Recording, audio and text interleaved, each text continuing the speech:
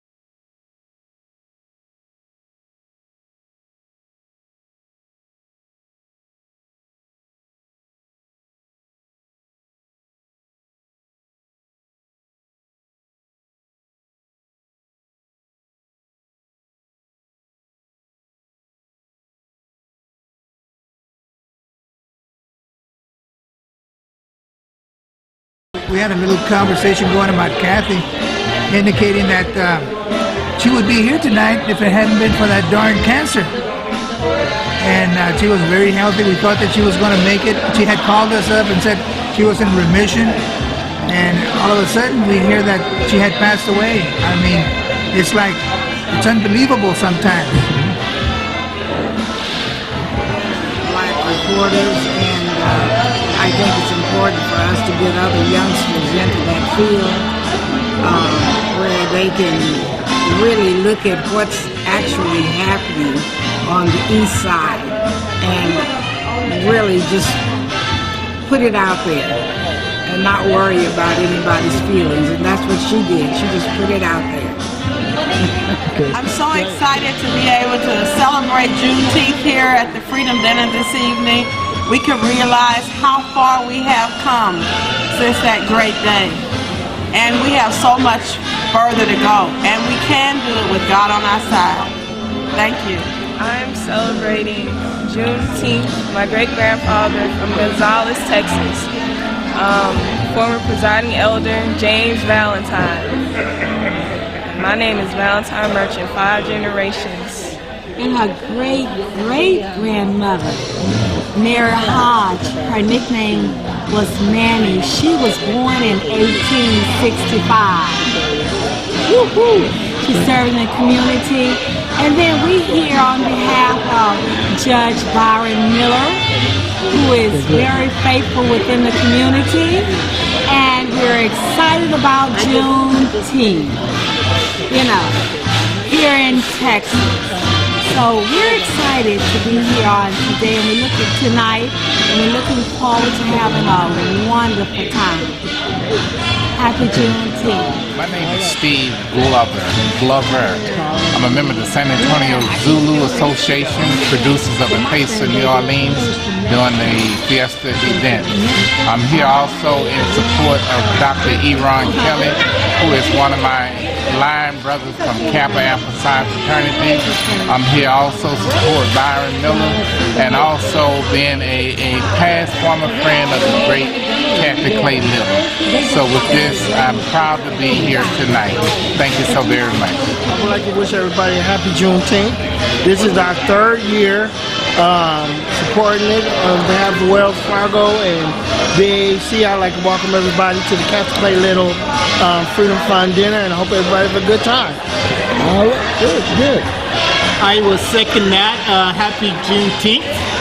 We've made it through another year. Hopefully we'll have a great and enjoyable evening, and everyone has a good time starting off the Juneteenth weekend. God bless. Good. Hi, welcome to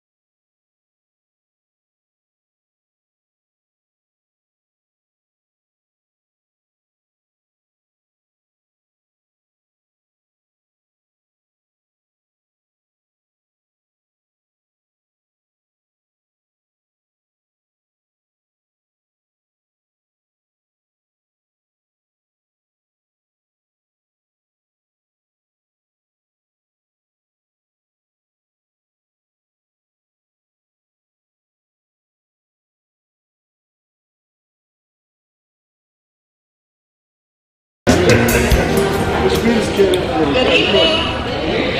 All right, there we are. Thank you all for coming out today to help us celebrate a joyous occasion, which is Juneteenth.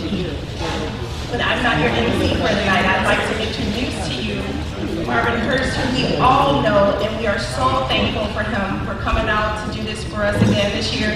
He's helped us for the last couple of years, and he's done a fantastic job. So please join me in welcoming Mr. Marvin Hurst.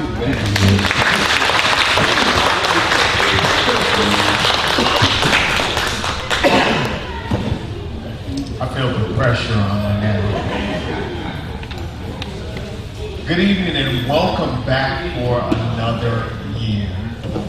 Let me say that again. Good evening and welcome back for another year.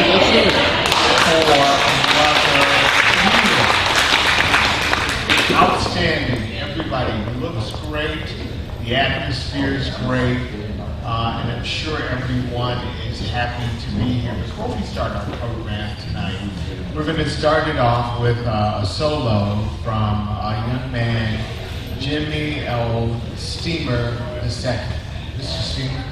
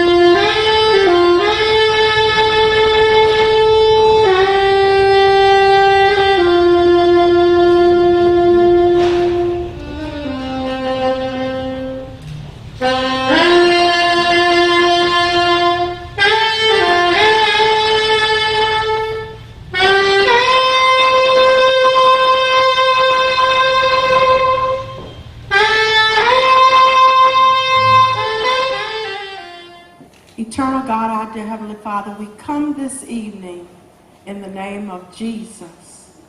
We come so thankful for an opportunity to remember where you have brought us from, who you have been, how you have walked the road with us, and looking forward to what you will do in the lives of your people.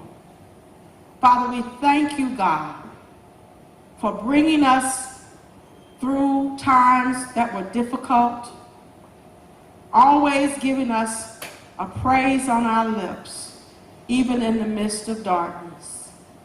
Yea, though we walk through the valley of the shadow of death, we have not feared because you have continued to be with us. Now, God, we come remembering that the road is not ended yet. So we ask that as we remember the wonderful people that you have allowed to lead us and to shine through, that you would be with us tonight. Help us to remember what needs to be done and continue to be encouraged to do the work that is yet to be done. We thank you, God, for Kathy Little. We thank you for the scholarship that will be endowed. We thank you, God, for this time in salvation history where we can be a light for you. Now, as we celebrate tonight, God, be in our midst, and let everything be done here to your glory. In Jesus' name, we pray and ask it all. Amen. And read and reflect on where God has brought us from. And it reminds me that we're still on a journey and that the struggle continues. Freedom is a wonderful thing, but the problem is freedom ain't free. There's a cost that goes with it.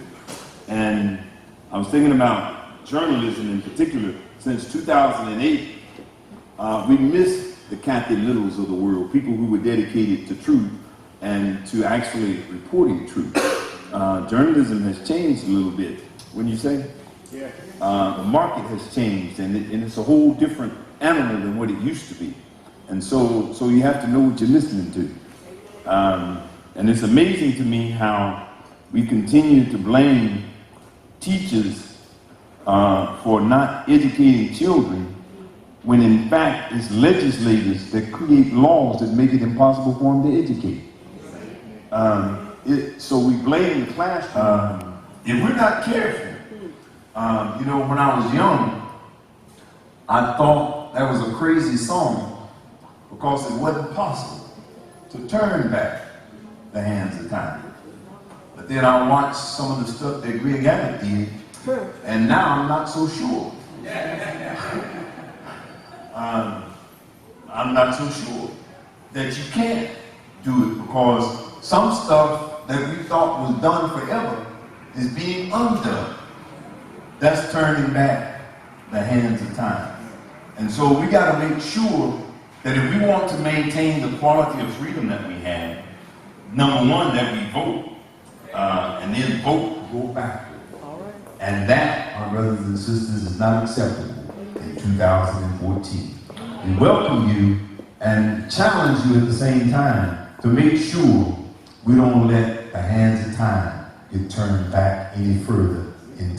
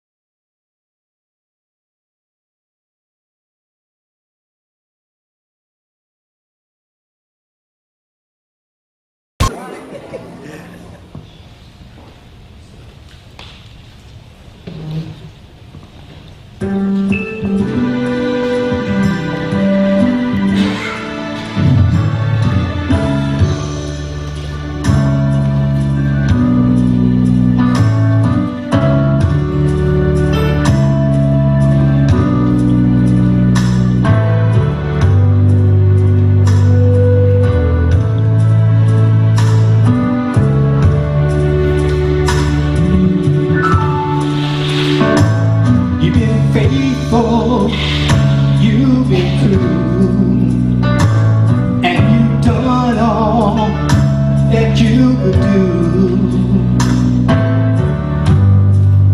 And for your faithfulness, it's your time. You applauded for the rest.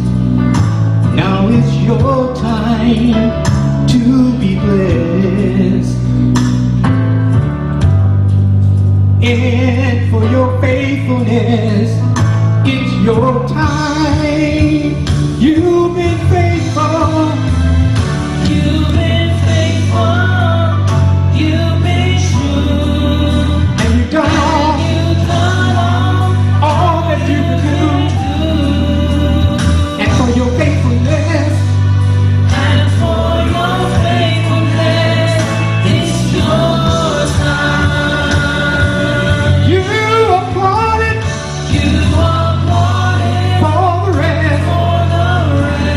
Now it's your time. It's your time to be blessed.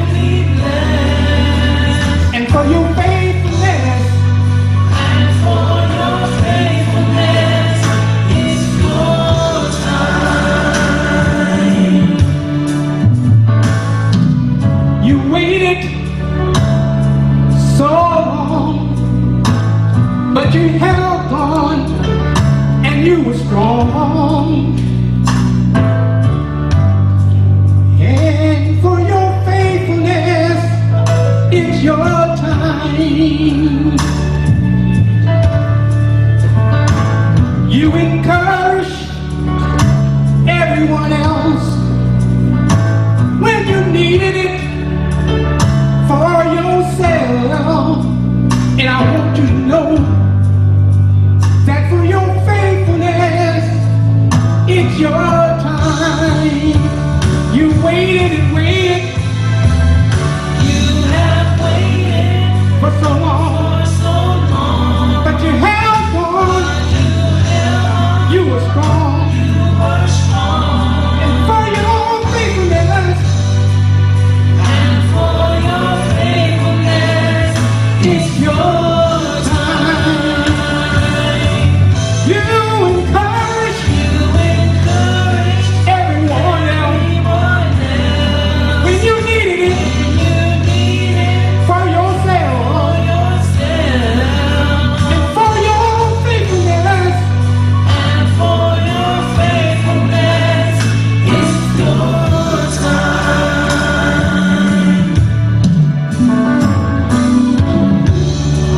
This song is dedicated to all of you who have been working in the vineyard for the Lord. What seems like a lifetime. You have dreamed and you work towards things that you wanted to accomplish for yourself. But somehow your biggest goal always seemed to be just out of your reach. But the Lord told me to tell you that He knows who you are. Yes, He's seen your work, and He also seen your tears. And He wants you to know today that you're not forgotten. He's here to reward you for all your faithfulness. For He said in His word, if you would delight yourself in Him, He will give you the desires of your heart. In other words, not only will He give you what you need, but He promised to give you whatever you want. So don't get discouraged. Hang in there and prepare yourself when you're blessed. It's your time now.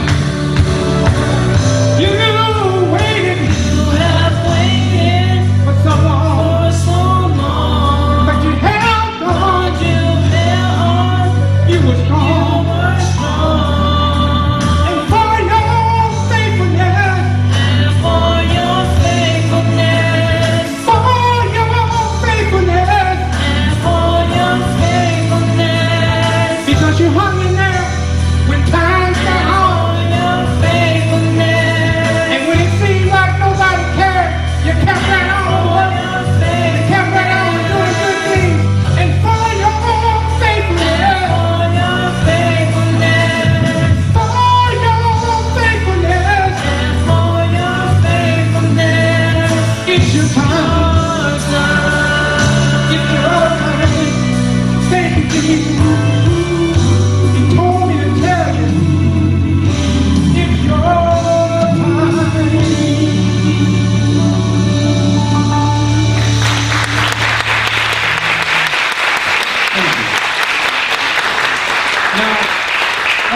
And when they was reading my bio and Jimmy's bio, Jimmy seemed to be a little longer. I guess that's because he got, you know, he's a little taller. So now throughout the evening, if you all get us, if you can't distinguish who's Tony and who's Jimmy, just remember, I'm the shortest, Jimmy's the tallest. And we kind of look alike. Okay, you know, growing up, before that was Tom Joyner, our brother Jackie Ray. I think he's supposed to be in the house tonight, but he's not here, and I want to rub it in. That was a Tony Turner. That's me. I was at radio station KOPL, 1050 on your radio dial, in Lake Providence, Louisiana. And I like to say that Senator Charles Jones, a very good friend of mine who represented, as Marvin Hurst said, O.J. Simpson and his memorabilia tribe. We just had a high school reunion. It's been 48 years since I've been out of high school. And, you know, I didn't know Charles, well, I knew he was guest speaker and Charles was going to be there, but he came up behind me, and like senators do sometime, and Jersey can change things too, Mr. Bustamante. I hope you won't do what Charles did to me, but Charles put me on the spot and said, look, I want this young man to play Amazing Grace just before we come up. And all my fellow classmates and his classmates too, and I said, Charles, put me on the spot, man. I said that's kind of into myself. But when he gave a direct order, and sometimes I do take orders from high echelons, and even though I'm a retired major, I gave Charles his due because he is a senator. And Senator Jones is a very good friend of mine. And also, would like to say that William Jefferson, you know, Congressman William Jefferson, we all grew up together in the same little town of Lake Providence. And if you ever wonder about people who have gone away, whether they're incarcerated or whatever, I just want to share with all of you that Ben is doing great. So this next song we're going to do is by a group of brothers called the Williams Brothers. Now let me give you a little history because, like I say, I've been around the world and met quite a few people. And the Williams Brothers are very good close friends of mine. You may say, how close? Well, let's just say one afternoon I looked down the street and saw them coming. And I said, look, do we have a concert or something coming on that I didn't know about? They said, no, we just came to spend the weekend with you. And that was a good weekend. All the girls was at my house. And so we go back a long way, and I was just happy to have met them. And I guess I was one of the first to tell them when I was working at the radio station, they would come and sing. I told them, I said, one day you guys are going to be on top. I don't think, you know, they'll ever talk to Mighty Clouds of Joys, the Violinaires. I met all these guys, the Five Blind Boys of Alabama. I met a lot of people in the gospel field, and I just credit and thank God that He put me in a place that I'm still where I need to be, where Christ held me to be. And so I hope this would be a blessing to all of you who's present here tonight. Now this next song is I'm Still Here. Now I know many of you have gone through trial and tribulation, and if you haven't, boy, you're good. You're real good. But anyway, this next song is by the Williams Brothers. They recorded this song some years ago. Now we was gonna do I'm Just a Nobody, but we don't have the soundtrack on that one, but I may do it sometime later on the program, do it a cappella. Just a couple stanzas of that. But we're gonna do It's Your Time. Like I said, it's by the Williams Brothers. I'm sorry, I'm Still Here. Always need this little boy to correct me. Glory be to God.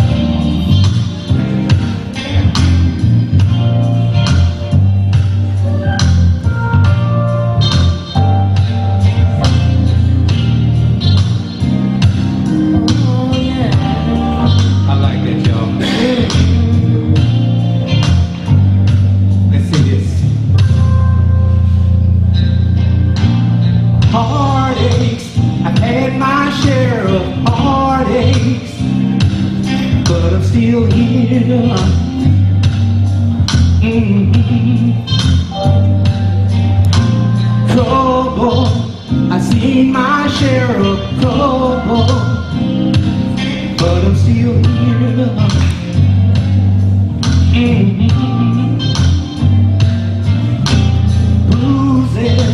I've taken my lumps and bruises, but I'm still here.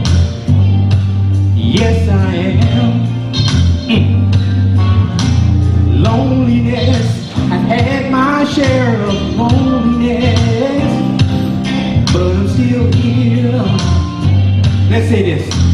Through it all, I made it through another day's journey. God kept me here. Can anybody relate to that tonight? I made it. I made it through another day's journey. God kept me here. Now I know somebody can relate to what I'm about to say now. Listen.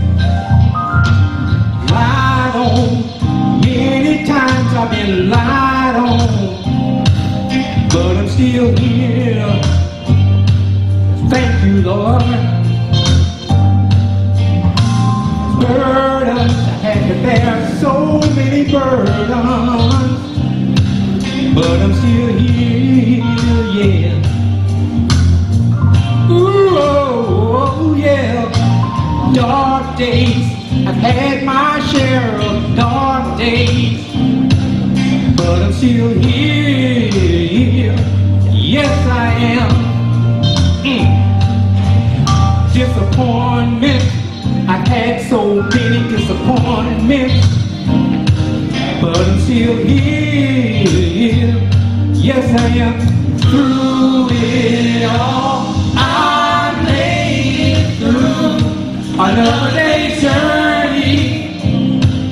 God kept me here. Woo.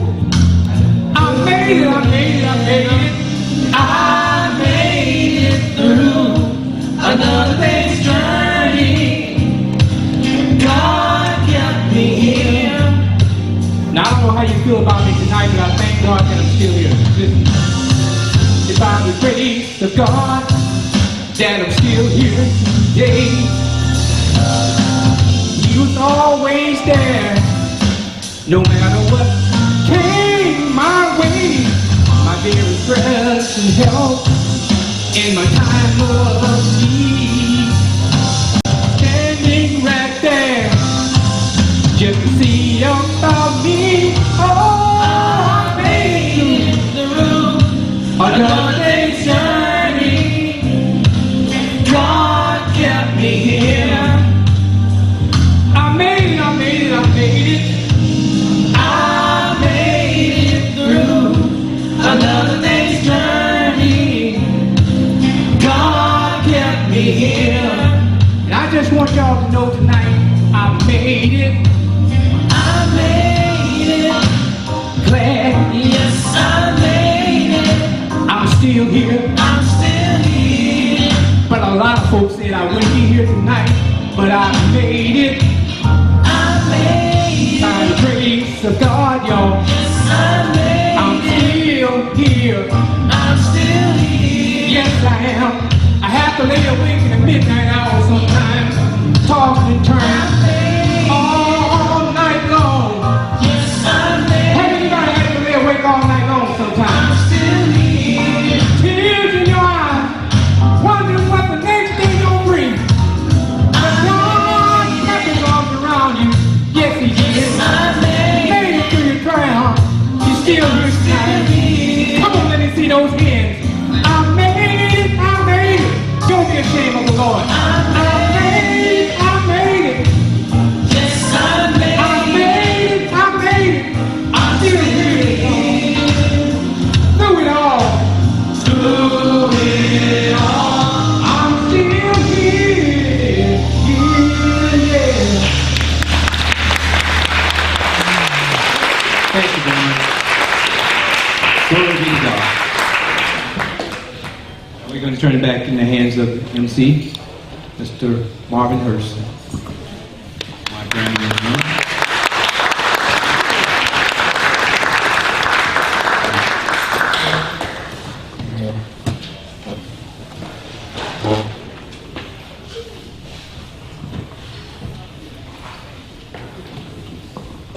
That's good rearing right there, because he didn't have to move that for me at all. I appreciate that, young man, because my back, I don't think, would have made it after such a wonderful meal. How was the meal for everybody? Absolutely wonderful, as usual. Has everybody gotten their raffle tickets yet? You sure? You still have a chance to get them. I'm gonna make sure. She still wants to get one right here. Volunteer. We have a hand up front. In the meantime, how about hearing from our Juneteenth queen, Trinity Sands? Trinity, why don't you come up and say a few words?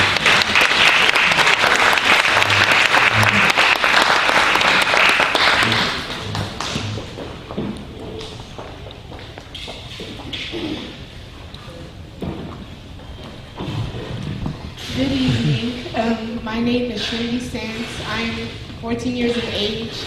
I am your Miss Juneteenth 2014.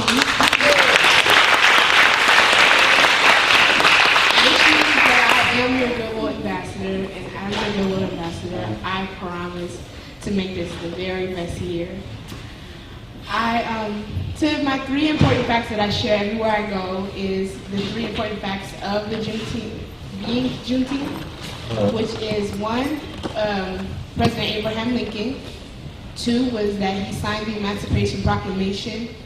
And 3 was that it did not get to Texas till 1865. So those are the 3 important facts of Juneteenth. As I stated earlier, I will promise to make this the best year of 2014. Thank you.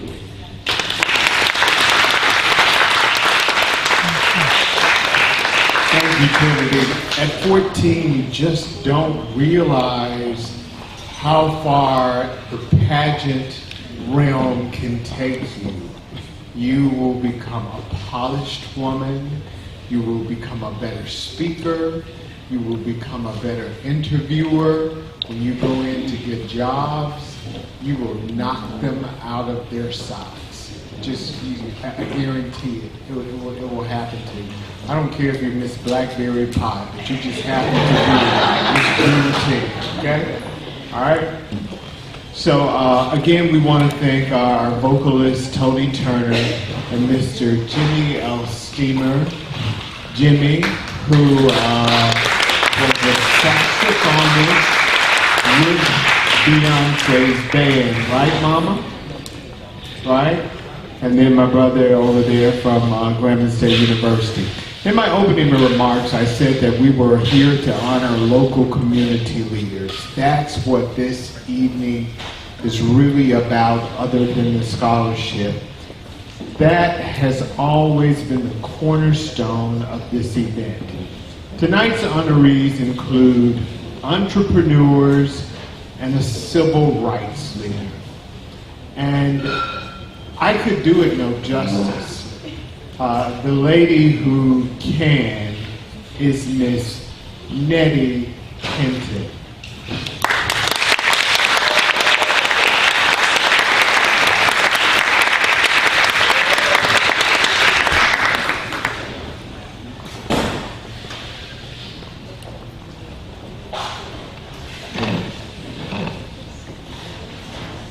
Thank you very much.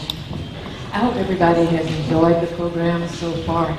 I was surprised to hear so much about Grambling here tonight, historically black college. And I'm going to make an announcement that the 2 Gramblingites are not aware of, and nobody in this room is aware of because it was officially not been announced. But the 1st of the month, July, there will be an interim president of Grambling State University named, and it is a San Antonian, Dr. Cynthia Scott Wallace.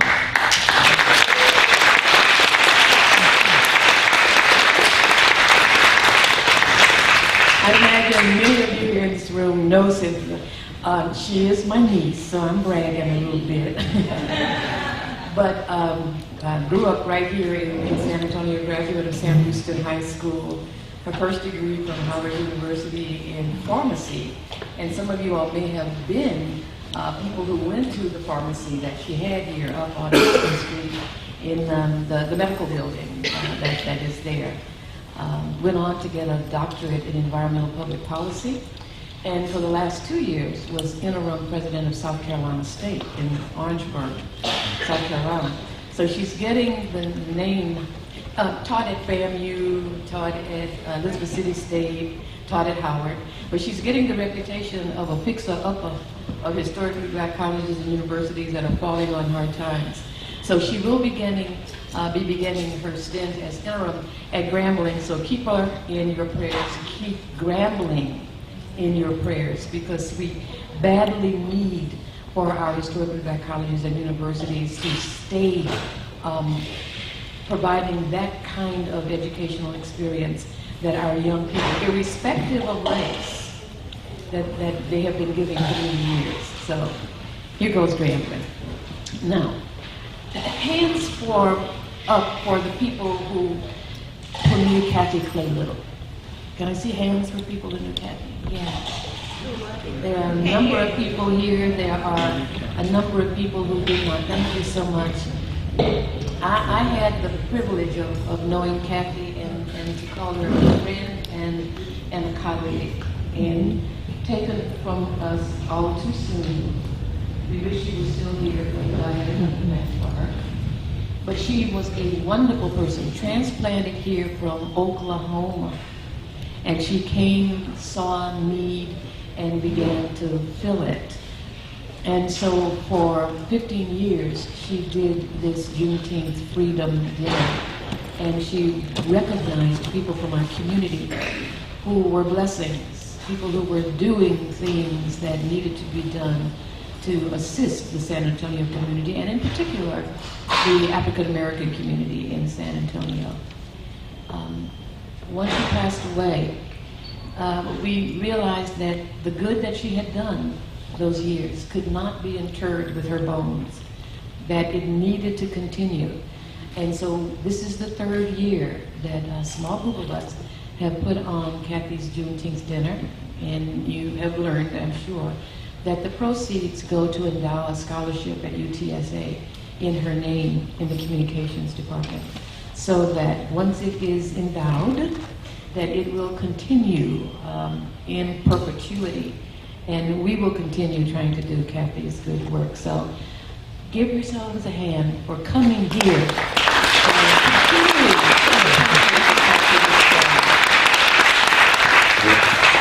Now, when she would give these awards, she was a one-woman cyclone, and she did it all herself, and she was wonderful. And when I grow up, I want to be just like Kathy. And one of our nominees, whom I've known just about all my life. But a series of awards, the Tubman Courage Award, the Sojourner Truth Advocacy Award, the Frederick Douglass Emancipation Award, and then she would give special awards for people who did special things in the community as well. And our first award tonight is to a gentleman who is receiving the Juneteenth Educational Heritage Award. He is a San Antonian. It's Dr. Ron Kelly. He is one of America's top motivational speakers. He is the CEO of Confident with a K Enterprises, and he is one of the nation's top education consulting firm owners. He's based here in San Antonio, his hometown, and his company has helped hundreds of schools nationwide improve test scores and discipline management. He is the creator of EduRap, which has been featured with the Grammy Awards. He has a top-selling educational CD, which has helped thousands of students worldwide improve their test scores by using music to learn test-taking skills. He is an author. He has 3 highly acclaimed books. The Answers is a bestseller for educators nationwide. He has a recently released 20-minute Brain Charge, which is a self-help motivational book. He's a wonderful gentleman, hangs out with well-known recording stars. So he's got the educational thing down and the entertainment thing down as well. Now, there is one thing in his resume that I'm going to mention. He got his doctorate from Texas A&M. Now, if y'all want to applaud Texas A&M, you can. There's Johnny Manziel, and then now the SEC football. And he did get his bachelor's at my alma mater, so for that I will congratulate him, and that's University of Texas in Austin. So hook 'em on. I don't know why you decided to go to A&M for your PhD, but that's okay. See, people in my family, they are mostly AKAs, but I went Delta, and so people do different things, you know, that you don't expect them to do. But Dr. Kelly is the recipient of our Juneteenth Educational Heritage Award, and I would ask you to help me bring him to the podium to speak with him, motivational speaker that he is. He only has 4 minutes. And so if you get carried away and you want to speak motivationally more than that, we're just going to have to do it another time and another occasion. But come on up to the podium, Dr. Kelly.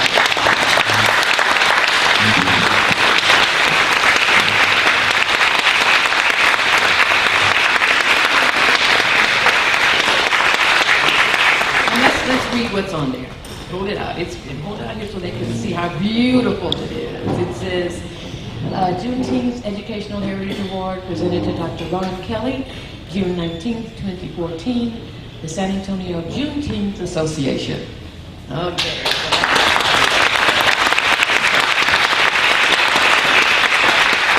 Thank you. Well, they said 4 minutes, I can do that. That makes very good sense. I speak, it's very strange to be at an event where I'm not the keynote speaker. It's great to sit on that other side and just rest and take it easy. I'm usually the MC or the keynote speaker at an event. So in my little 4 minutes, I'm going to speak to a few people in here where it's not really that many of them, the youth. I see the young man that came up performing musically. That's who I'm going to speak to. The first thing I'm going to say to them, I'm going to kind of tell them my story and tell them how it all came together and give them some jewels of wisdom that'll help them. When they said I was too young to be one of the youngest school principals, I didn't listen. When they said that it was difficult to make the kids on the south side of San Antonio get the highest test scores and that an African-American principal could never go on to the south side of San Antonio, he doesn't understand the language, he doesn't understand the culture, it'll never work. My school became one of the top schools in the nation. Upon doing this, people started, Upon that, people started asking me, how are you doing this? All of these other people are struggling. This STAR test, this tax test is supposed to be so difficult. I didn't listen to any of that. I didn't listen. When they told me those kids that were straight from Mexico couldn't do it, they didn't know the language, they have to take a special test and all that, I was too young of an energetic young principal. I didn't even know how that worked. I just said, hey y'all, let's go out there and get every question right on this test. And we made it. At that point, people started asking me, how are you doing this? Every other principal, every other school is struggling. This is so difficult. We'll pay you. It doesn't matter what it costs. We'll pay you to do that. When they said there's no way, you're too young, you're just getting started, and there's Les Brown is the man in this business, there's no way. Within a few years, I became one of the highest paid motivational speakers in the nation. All the can'ts and you can't do this and can't do that, I didn't listen. When they said, well, you're a speaker, you need to have a book, you need to have this, I put out a book and within the first few weeks it became one of the top sellers. They told me you had to have a big company behind you, you had to do that. I was selling books out of my garage. I would wake up and have 200-300 emails with book sales going, and now I have one of the top selling books in the nation. I didn't listen. But when my father, who's a retired policeman here at SAPD, and my mother, who's a retired nurse, told me that as a man, I have to be stronger, faster, better. I have to be more confident. My suit has to be cut in a certain way. I have to have the right watch when I sit at a table with billionaires. I have to have the right shoes. They have to have a shine. I have to hold my chin a certain way. I have to have that certain confidence as a young black man, because when I walk in the room, they're automatically going to assume that I'm not qualified. Now, one thing in my bio, as the lady that introduced me so eloquently noted, she said, UT. I went to the University of Texas because that was regarded as one of the top universities in the nation. There was also another school in this state that was regarded very highly called Texas A&M. And I noticed that rivalry between the two. I noticed the camaraderie. I noticed how if you went to A&M, you get a job, there's a ring you wear when you're an A&M graduate. I said, I want both of them. I want to go to both. I've never heard of that. I've never heard of anybody that had both. I want both of those degrees. So I say all that to say to our young people here, when they tell you what you can't do, don't listen.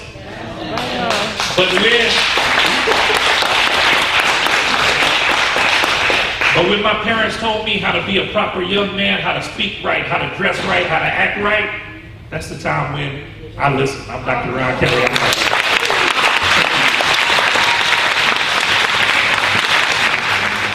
Our next honoree is a young lady whose place of business is a block away from here, right on the corner of Hackberry and Center Street.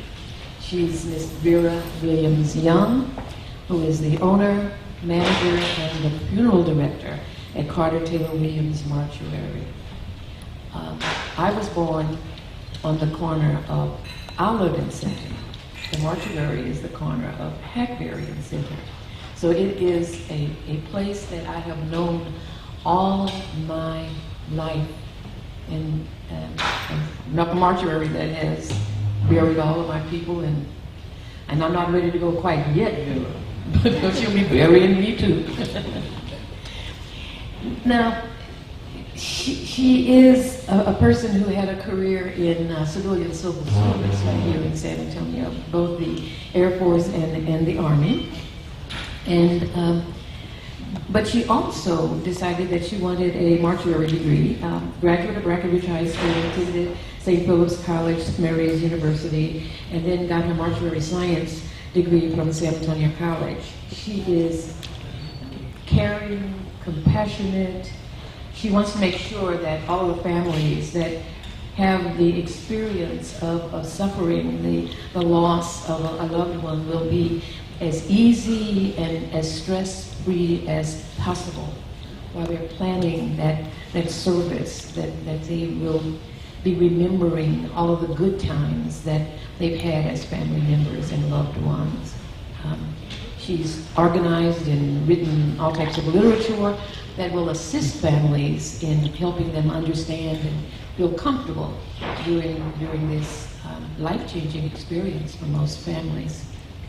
She's a church woman, she's a civic leader, she does all kinds of wonderful things. But now let me tell you, the thing that I am so pleased that we're giving this award to Vera tonight. How many of you all know the historically black cemetery located out on Roland and along the Salado? Hands up higher. Many of our loved ones are interred out there.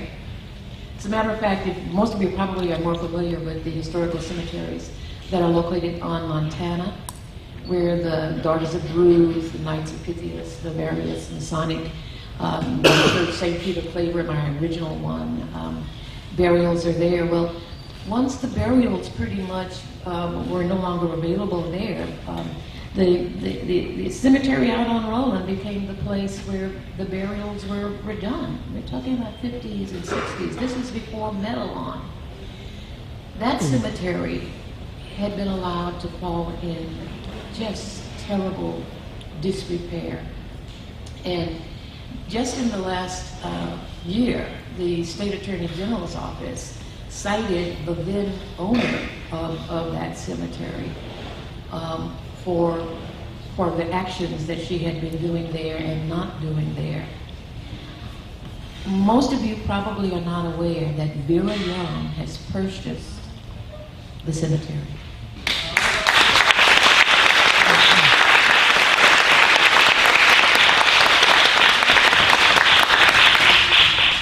And she is striving mightily to make it once again a place of dignity for our loved ones, and a place if people still have plots there where they may be interred, a place where they will be able to rest in peace. If she had not done anything else on this planet, the fact that she has moved to make that a real place of beauty and peace for our deceased loved ones would make her the most wonderful person in the world as far as I'm concerned.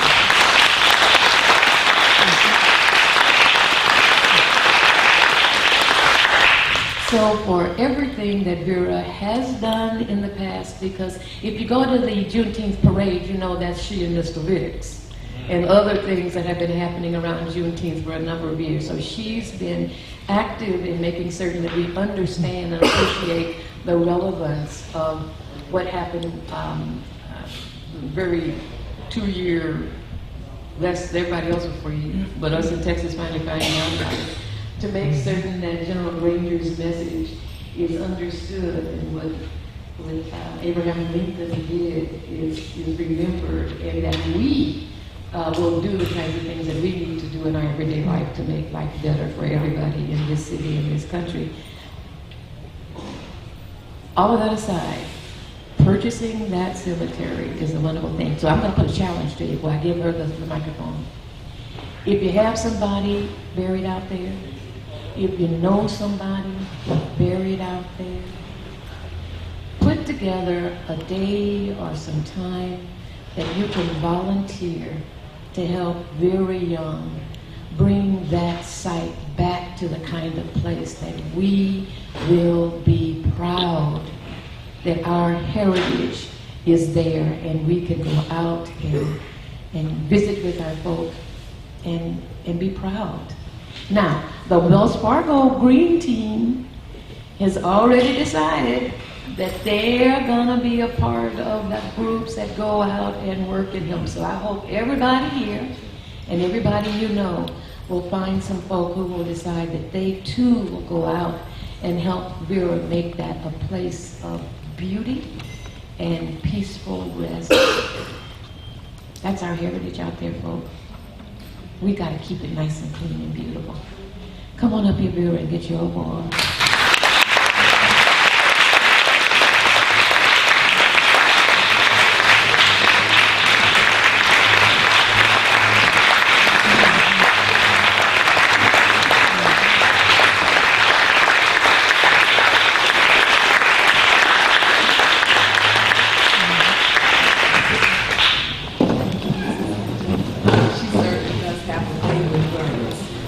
Definitely does.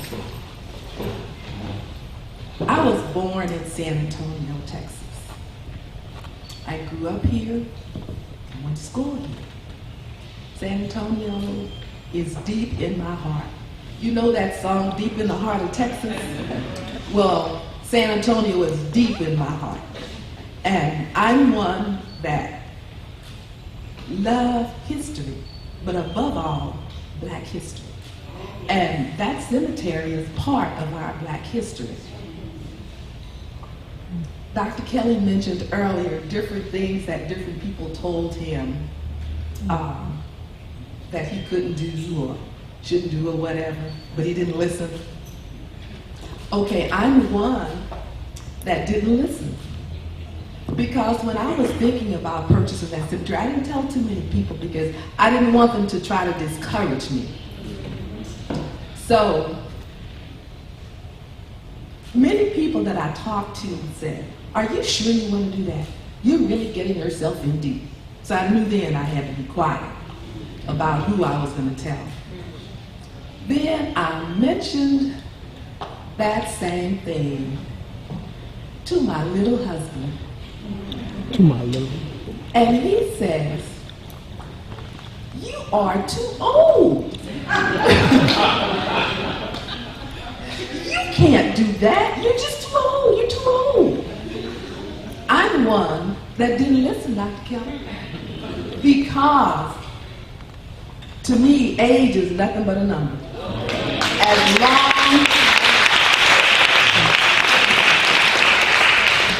As long as I have my physical health and my mind to where I know how to do what I'm trying to do, I'm going to do it. When I stop, is when I'm laid out on one of those tables up at the corner of Center and North Hackberry at Carter Taylor Williams. Because then I'll be too dead to do anything. But until then, I'm going to do everything that I can do while I'm here. Eastview Cemetery, when I grew up as a little girl, I loved going there. And I don't know if Mrs. Hinton and other people in the city that's been around as long as I have, when Officer Lewis would deliver or escort funerals to the cemetery, he would ride that motorcycle up, turn around, hop off with his uniform, take his hat off with his hat over his heart. Do you remember that, Ms. Hinton? I remember going in those big gates, and I was little then, but to me those gates were so huge. And you would drive into the cemetery and the grass was cut. And there were not a lot of weeds everywhere. Now, I don't know who was cutting it because I was too young to even think about grass. But when I looked at the way that the cemetery has fallen into disarray over the years, it really kind of hurt my heart. And I vowed some time ago that I'm going to have to do something about that. Now, I didn't know how it was going to come about, but you know, God always has a way that we don't know about. And he made that way, and I asked about purchasing it. I tried to buy it, and the lady would never have time to talk to me. But you know, the Attorney General actually almost kind of brought it up and made it in my lap. All I had to do was rise to the occasion. And that's what I did. That's what I wanted to do. That's what I've been wanting to do for years because of the way it looked. I believe in preserving Black history. We've lost so much Black history here in San Antonio. So many businesses, so many schools, so much here in San Antonio. And I don't want to see anything else go down. My determination is to make that place a beautiful resting place. And that's my name for Restland Memorial Park at Eastview Cemetery. It's always going to be Eastview Cemetery. And there's so many people there that are my 4 minutes up? There are so many people at that cemetery that have helped to make this city what it is. And I just believe they should be remembered in a much better way. And God will give me the strength, I know He will, and I'll have help from you all. And I've had volunteers help me, my family's helped me, they've been behind me. Even my husband that thought I was too old has come by and he's helped to do so many things. But anyway, I just thank so many of you, and even Mrs. Smedler, Ms. Hinton, all of you have helped me so much. I appreciate you so much for your help. I ask for your continued prayers, but we are going to make, and I do say we are going to make Eastview Cemetery what it should be and like it should be.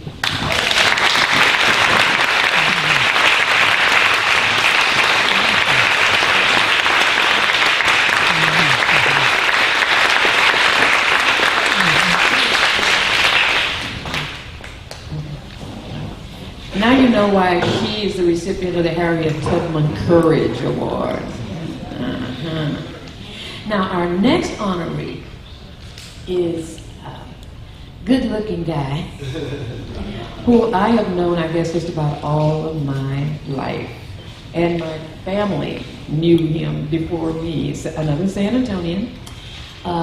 Graduated, as my father did, from Douglas High School. How many of you all knew that before there was a Wheatley High School, there was the Frederick Douglass High School, right where the Douglass Academy is now, right across from Mount Zion First Baptist Church. So Mr. Clark graduated from Douglass, went to Tuskegee, came back home, and became the first licensed master plumber who was African American in the state of Texas.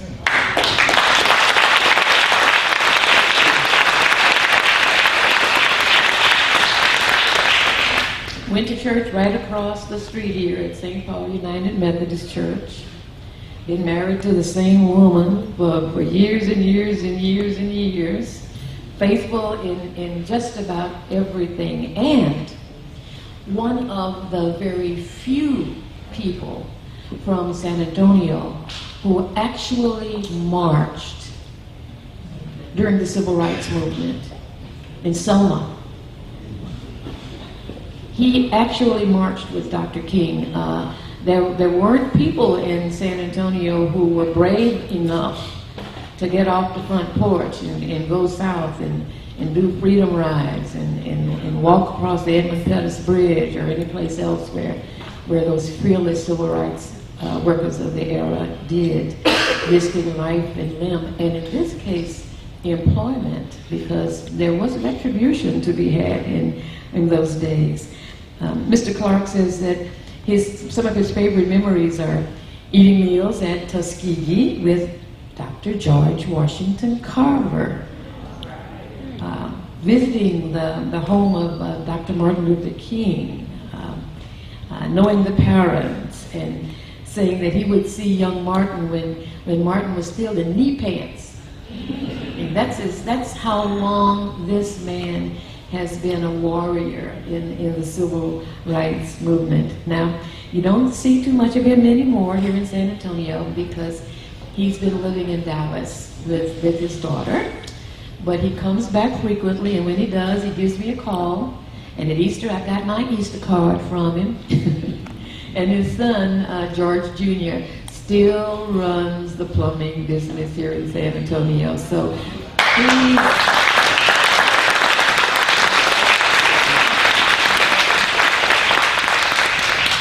please give it up for Mr. George Clark, the Sojourner Truth Advocacy Award winner this year.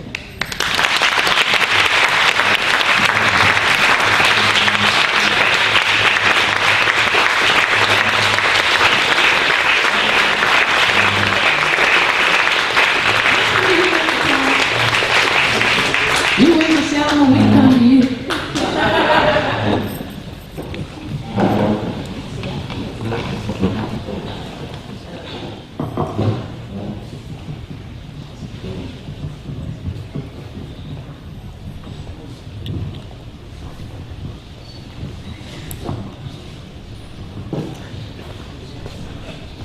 Born and bred here in San Antonio, and I got along real good during my days. They got better days as I moved on. I used to come in contact with some very important people. For example, Dr. George W. Carver. He and I, we used to be friends. And when it comes to Booker T. Washington, he died the year I was born. So, you see, I've been around a long time. But I became interested in plumbing. I used to work around here, the bootleg plumbers around here. They didn't know what they were doing.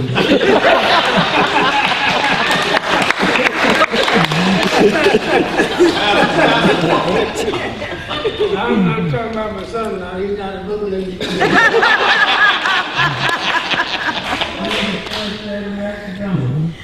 He got enough for me.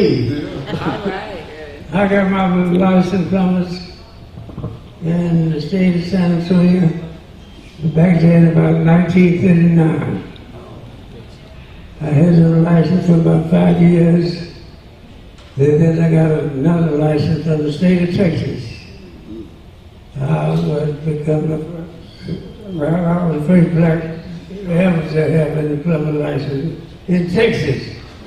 Not only San Antonio, but in Texas. And I'm still a plumber.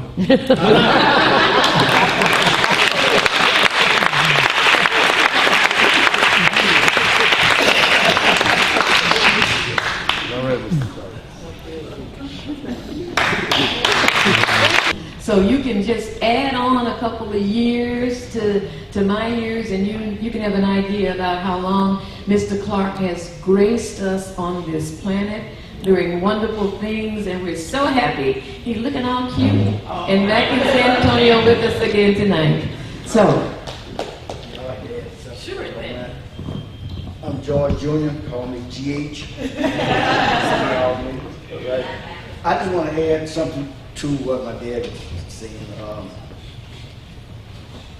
give you a little bit of history. My dad, he went to Tuskegee, okay? But he didn't go there to become a plumber. He wanted to be a cook, a baker. So the story went on, he told me that someone came into the school and wanted to know if anyone wants to make a little extra money. So he was one of the ones that volunteered. And that's how he got into plumbing. Well, we all know Martin Luther King, he had a dream, right? Well, my dad had a dream. He came back from Tuskegee to San Antonio, started his own business. But it was named G.H. Clark and Son. He didn't have a son. So he had a daughter, my sister right here. So some years later, you know, his dream came true. He had a son, me. So they're going to show that he must have been really trying.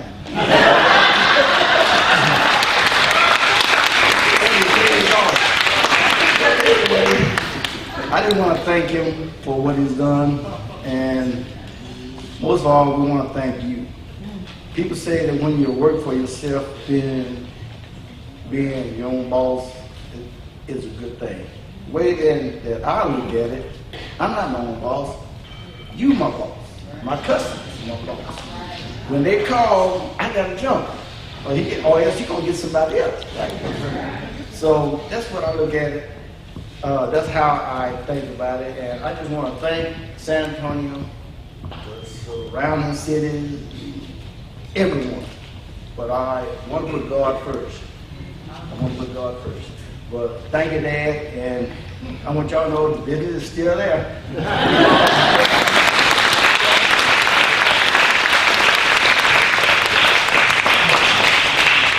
So you can see, like father, like son. Our next awardee is going to be getting the Frederick Douglass Emancipation Award, and he is also our keynote speaker. So I won't spend a lot of time talking about him, other than the fact to say that I have been very honored to be a colleague of his and a participant in the Cesar Chavez March that he has organized for a number of years. And I really am just awed by the kinds of things that a guy like him, who started out in the labor union movement, electrical labor union, founded chapters of LULAC here in San Antonio, and continues to be a force to be reckoned with here in San Antonio, and with the immigration, comprehensive immigration legislation having such a difficult time to pass through Congress, and for people to deal with what's happening on the border, not only people coming up from Mexico, but from Central, South America, and from Asia across the border. He is the linchpin today in the fight for immigration reform. And I'm going to turn it over to Byron Miller, who actually is going to introduce to you Mr. Jaime Martinez. Thank you, Lord. I had the pleasure of meeting Mr. Martinez a number of years ago. And I was always impressed with his humbleness, his commitment, and the fact that he was on the battlefield. And what he was fighting for were for civil rights. Steve, come up just 1 second. You know, what I found real interesting is that a number of folks in here, George Clark, have worked with Mr. Martinez years ago. And I thought it was interesting because legacies and legends are only as good as people that talk about them for the future. And that's why you have it. And I just want to just real quick to tell you how real he is. Someone is, just Steve, say a couple of words about your encounter with Mr. Martinez. Good evening to everyone. My name is Steve Glover. I'm one of the producers of the Taste of New Orleans doing Fiesta here. I'm also an assistant professor over at St. Philip's College in the English department. But I just want to share a couple of things about my good friend Jaime here. I arrived here in San Antonio on a Friday. On a Tuesday morning, I began to work at Frederick's Refrigeration that was a couple of blocks from here on the corner of Pine and Commerce Street. Well, upon entering the building, I actually moved here from the state of Ohio, Columbus, Ohio. And upon entering the building, Jaime was one of the first persons I met. And right away, he gave me a union card. He said, if you want to work here, and if you're a good union man, we can work together. Well, Jaime and I had basically the same type of job. We were both brakemen there on the various machines there at Frederick. But shortly after that, Jaime left Frederick's. And I was a little upset because I really thought I had a great friend here, a good labor person to talk to on a daily basis. Well, lo and behold, Jaime went into the labor movement and joined the labor movement actually in the southern part of the United States, Georgia, South Carolina, North Carolina. And unbeknownst to Jaime, and I want to tell him this now, over the many, many years, I have actually followed your progress. And as a friend who have missed you for many, many years, I really appreciate what you've done in the labor field. And for that, I will always love you, my fellow labor activists. Thank you.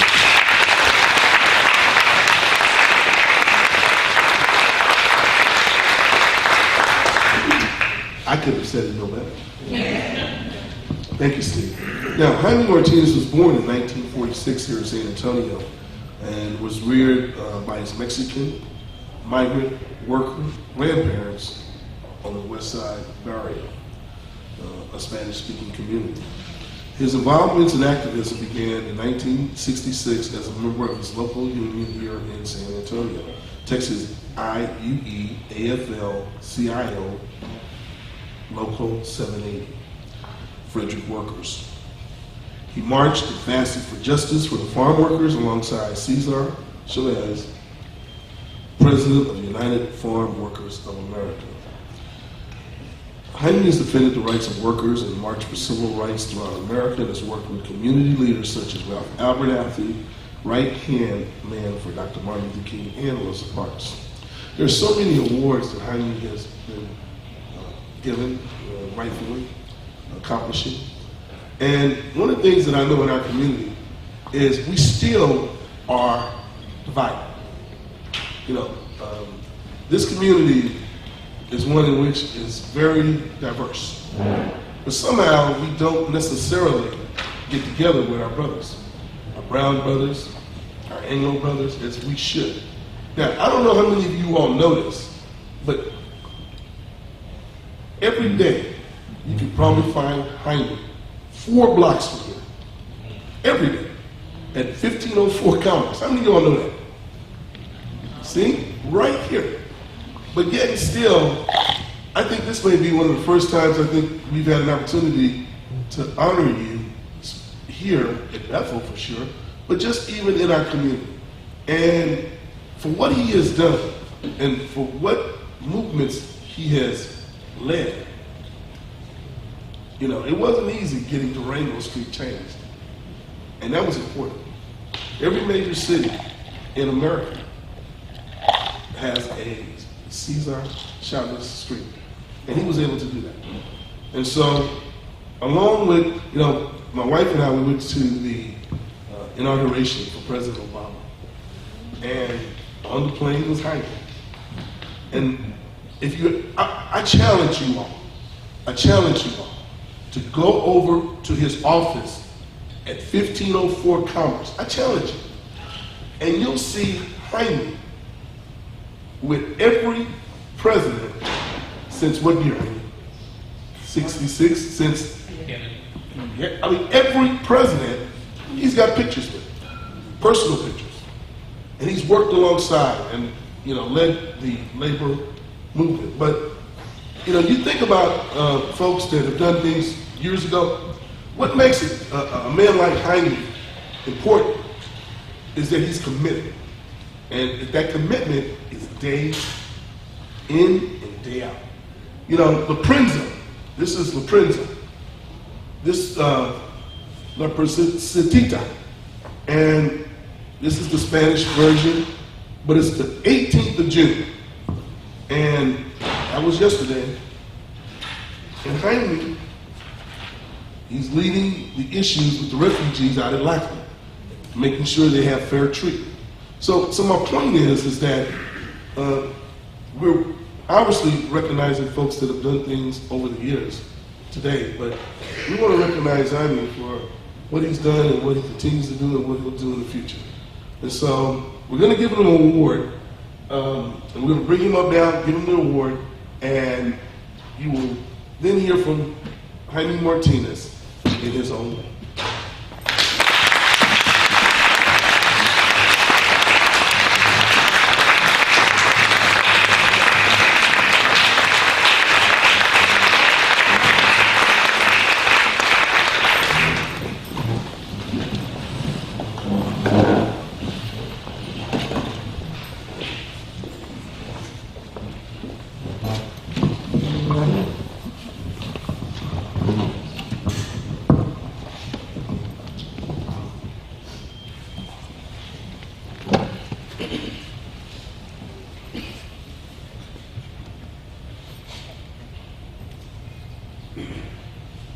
First of all, I would like to thank all of you that are here today.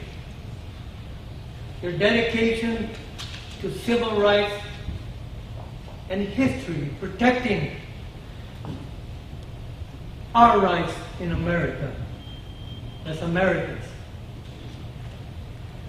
The people that know their God shall be strong and do exploits. Psalms 29:11. The Lord will give strength unto his people. The Lord will bless his people with peace. Philippians 4:13. I can do all things through Christ who strengthens me, not weakens me. Nehemiah 8:10. The joy of the Lord is my strength. Deuteronomy 33:25. As my days are, so shall my strength be. Corinthians 12:10. When I am weak, then I am strong. Praise the Lord. I grew up, we didn't have any plumbing in our house. We had a water pump outside that we used. My grandparents came to this country at the turn of the century, right after the Mexican Revolution. And I am proud of my heritage. My mother died when I was 3 years old. And my father's parents took us in. They were migrant workers. And I understood labor at a young age. One day, they were taking a caravan a long ways from Texas. And they were taking me to work summer. And I asked my grandfather, where are we going? He said, don't worry, we're going where money grows on trees. So we went to Traverse City, to Michigan, to pick cherries. I was a young boy. I saw a lot. We stopped at Little Rock, Arkansas. My grandmother grabbed me and said, don't get out, they don't like us here. And they don't like African Americans. She was talking to me in Spanish. But let your fathers and your uncles get out there, World War II veterans. They're decorated with Purple Hearts. One was in Burma, India, fighting the Japanese with General Stilwell. The other one was with General Patton in the tanks in Normandy. And the younger one, my grandmother said that he wouldn't hurt a fly. He was very peaceful. And when the war came, he thought about not going to war, but then decided to join the Red Cross and pick up the wounded with the medics, and he was shot with a machine gun. Immigrant parents has contributed to this country, to the Chinese American dream. Dr. Martin Luther King, I remember I was working in the factory at Frederick. That night that I heard the radio, we were coming out, I was working in the second shift. And it was all over the news that Dr. Martin Luther King, the apostle of nonviolence, was assassinated. And I said to myself, a great leader who went to Memphis, Tennessee, and marched with the sanitation workers that carried their place cards, their picket signs, I am a man. They were fighting for equal rights to be paid as the Anglos were paid. Dr. King once said that you don't weigh the ultimate measure of a man on how he stands in times of comfort and convenience, but how you stand in times of challenge and controversy. Thank you guys for When I joined the union at Frederick, a couple of blocks from here, I met a lot of brothers. And there's another brother here from Frederick that also came and approached me today. And I joined the union. I became a member of the negotiating committee. I became a shop steward and went up the ranks to become chief steward, like the lawyer of the union. And we had workers still fighting for justice. We had a contract, and I had to enforce that contract. I got fired a lot of times, but I came back because the union brought me back. We had to stand for our principles. Those are the situations that develop any individual. When you believe in what you believe in for justice, my grandparents, a lot of people tell me, come and ask me, who were your mentors? I said, my grandparents. They were members of la Sociedad Mutualista Mexicana, a civil rights organization. And I had the documents dating back to the 40s. And you know what the slogan was? Union, action, and progress. As a little boy, they would take me to meetings in El Barrio on Guadalupe Street. I was very young. And they would debate, and they would fight for justice for the Mexican people that were living here, fighting against discrimination. Those were good mentors. Cesar Chavez was another mentor of mine. He said, we cannot seek achievement for ourselves and forget about progress and prosperity for our communities. Our ambitions must be broadened out to include the aspirations and needs of others for their sake and for our own. Fighting for the poorest of the poor, the farm workers. They were fighting for clean water in the fields. They were fighting for decent housing. They were fighting for justice at work. When the airplanes came throwing poisonous chemicals that would cause cancer, he stood up while they were working, fought to abolish those type of pesticides that women working in the fields were having children deformed without hands. And he fasted for life for 25 days alongside the farm workers to bring attention to the plight of the forgotten people. I joined the struggle back in 1967. I joined the Great Boycott. And I kept a relationship with him up until he died. 50,000 people showed up to his funeral. Pope John Paul II sent condolences. Ethel Kennedy, Jesse Jackson, all of us went, but could go to Delano, California, a small town, to pay tribute to another apostle of nonviolence who told me many times, study Dr. King. If we're going to win, we have to be nonviolent. Gandhi, who was the master of nonviolence, who the principles, that the declaration of principles that were instilled in these great leaders, in people that believed in justice, people that stood up against issues that are controversial like Dr. King.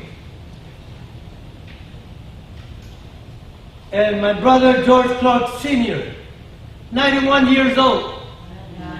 99 years old. I tell you, brother, I know that your heart and the spirit for justice for the African American, the same spirit that I have for my people, the Mexican Americans and the Latinos who are being exploited. We are in another civil rights movement now because of the way they're treated. 1,100 deported per day.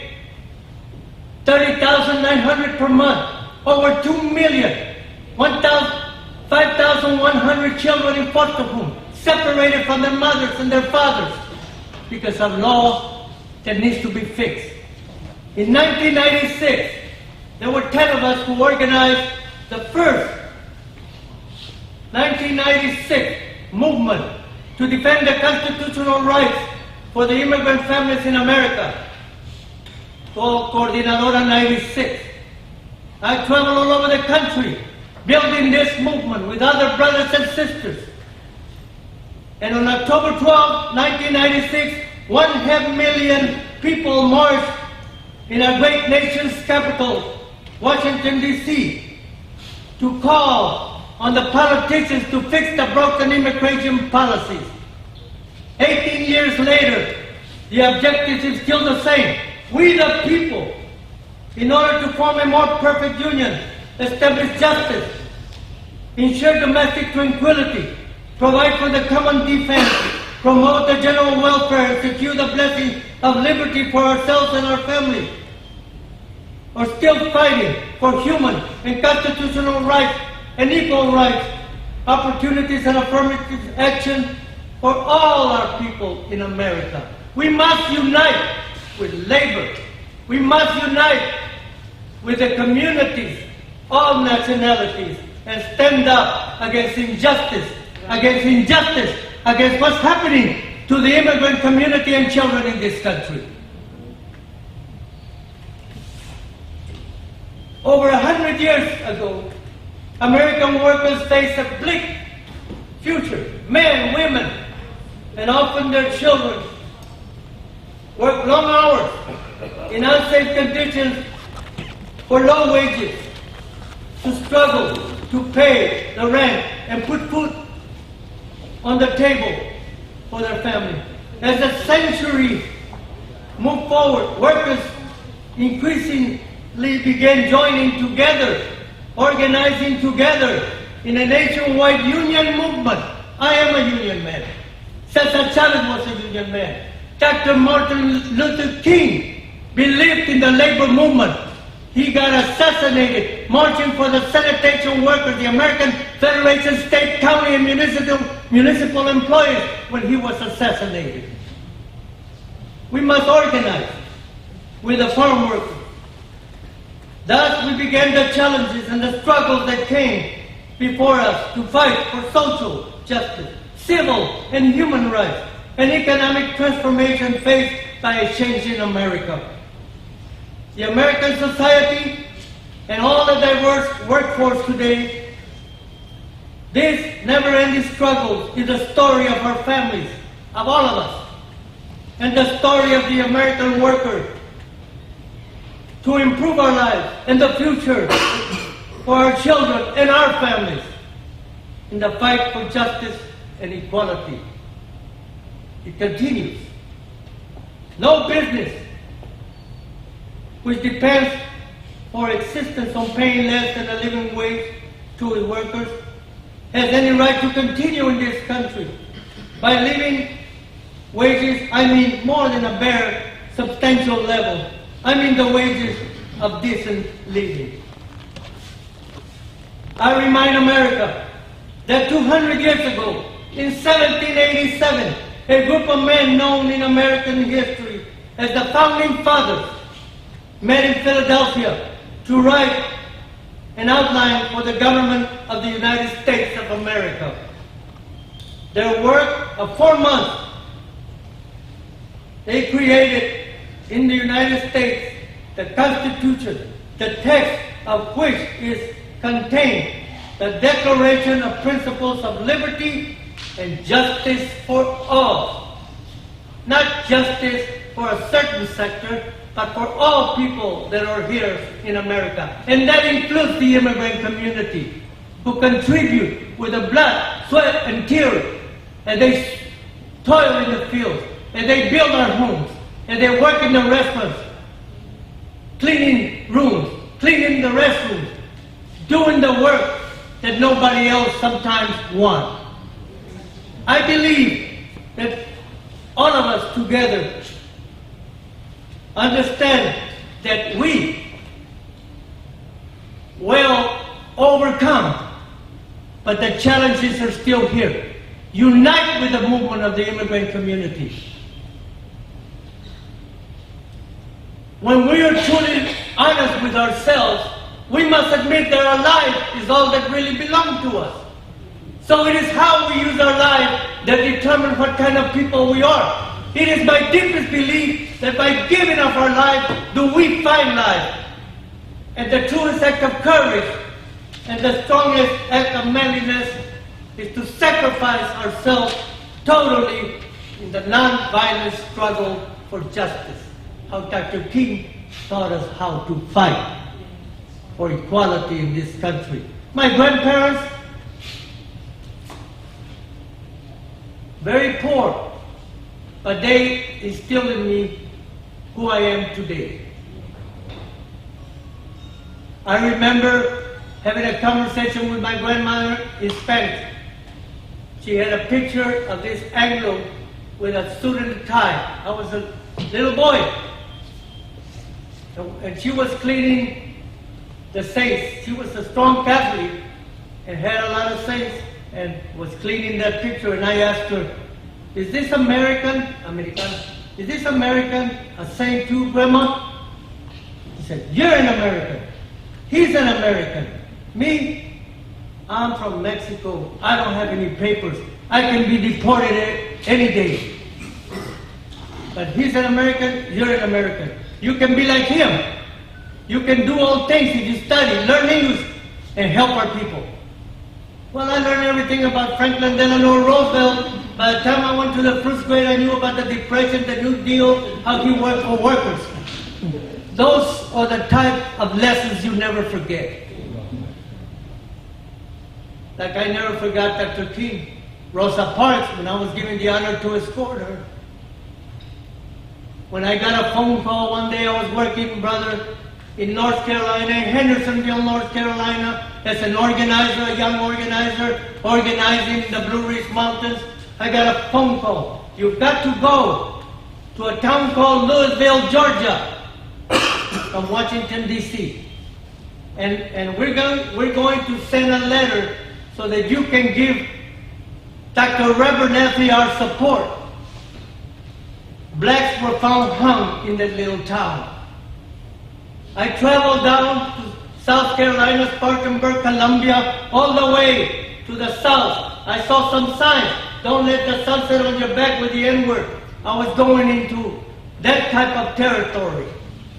I kept going until I reached that little town. There were a lot of police, but we stood our ground. And Reverend Abernathy introduced me at that rally. And I'll never forget those experiences in the South. I was arrested many times, but not for being a criminal, but for standing up for what America should be, for justice. Cesar Chavez, Dr. King, all of them were arrested too, not as criminals, but trying to change a situation that needed to be changed in America, like when Rosa Parks said, enough is enough. There's a law. They would send everybody to the back of the bus. She was tired as the workers stood up. A broken law. And it was changed under the Civil Rights Title VII, 1964. We need to change immigration reform. We need to have a pathway to citizenship. We need to a law that has reunification of families, the mother and the father and their children. And we need to have protection for these immigrants for their labor, human and constitutional and civil rights. When a child doesn't see their father or mother who have been working hard come home, because they're being detained and ready to be processed and deported. When they cry, we all should cry. And I leave you with this, that no matter who we are, but as united together, we are a force to be reckoned with. United we stand, divided we fall. Thank you.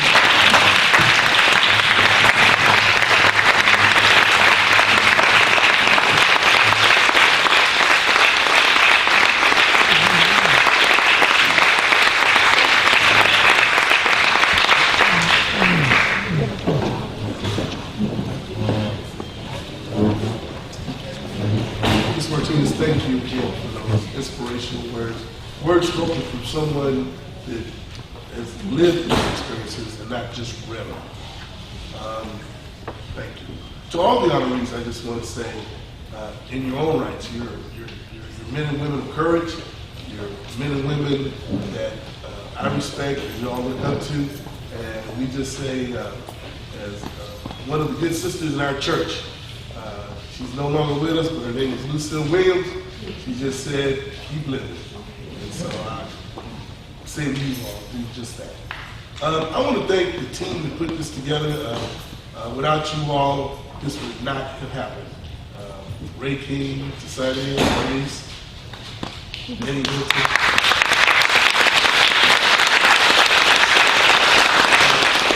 The Wells Fargo team. But, you know, one of the things about Minnie Hinton, I've just got to say something real quick. She sure does know this community, doesn't she? You know what she reminds me of? Kathy Little. Kathy Little knew this community.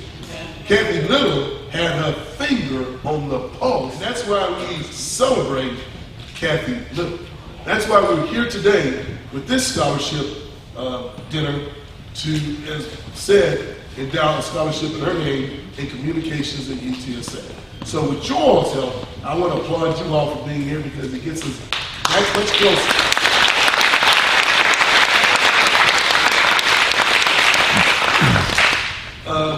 With that said, Marvin, once again, you've done a great job. I told Marvin Hurst that I'm so lucky.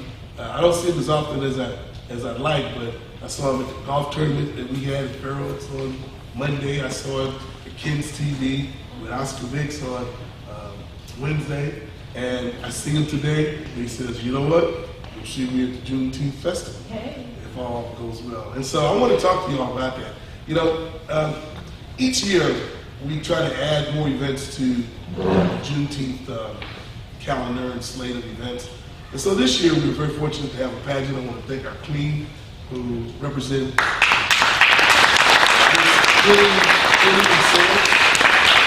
Miss Biera does such a wonderful job with the pageant. We want to thank her.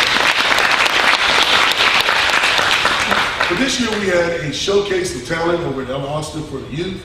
We had an art show. We had a film festival that was well attended and extremely just nice. Okay, and it was uplifting. Yaki Smith. You know, young filmmaker. You know, years ago I tried to do it. I would do these film festivals, and I almost go to Blockbuster and get films. But now we've got filmmakers here in San Antonio that, you know, are doing such a wonderful job in showcasing their talent that we just appreciate that. But this weekend, we have our festival. And I sure would appreciate seeing you all out there because it's a lot of fun. And we've got national artists that will be performing. We got local groups, great food, and it's just a good time. We're very happy to just have experienced, I don't want to jinx it, we've never had any type of anything bad to happen. It's just been a laid-back, old-school type of event. And so I think y'all will enjoy it. So come out to Comanche Park number 2, 2600 Bixby Avenue, starting tomorrow at 11, from 11 to 11. And we are partnering with the Flotilla Boating Club, and they've got the best fish. Y'all taste it, it's really good. And we've got food booths, and then tomorrow, Saturday rather, we'll have barbecue plates that, again, through Ruby's Barbecue, have helped us to make this possible. It's going to be delicious. You'll hear old school P-Funk. The Mothership Connection is going to land at Comanche Park #2. And you don't want to miss the Mothership Connection. And so, with that said, Don't forget the parade. I don't want to forget the parade, because that's much. I mean, that leads up to the festival. The parade starts at 10 a.m.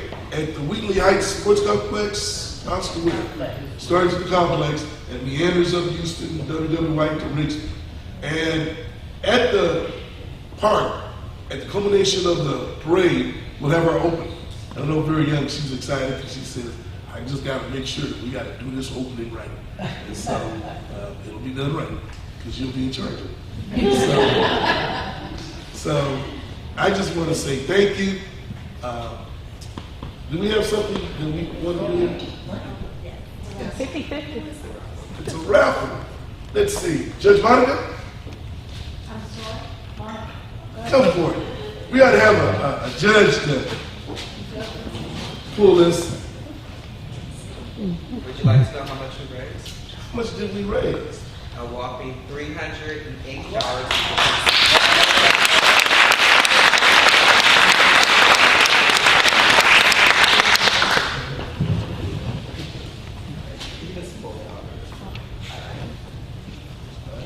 All right, everyone pull out your tickets. I have ticket number 964801.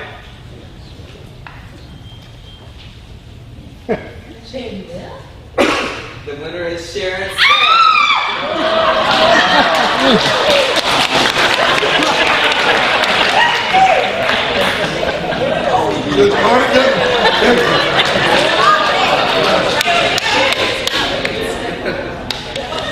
Fair and square. All right. And with that said, happy Juneteenth. Thank you.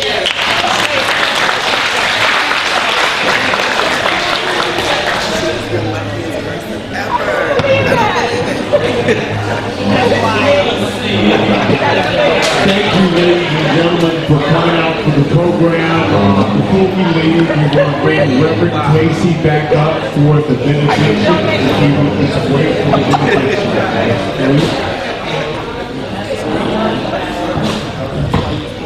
I know that you all are really ready to go home. It's one last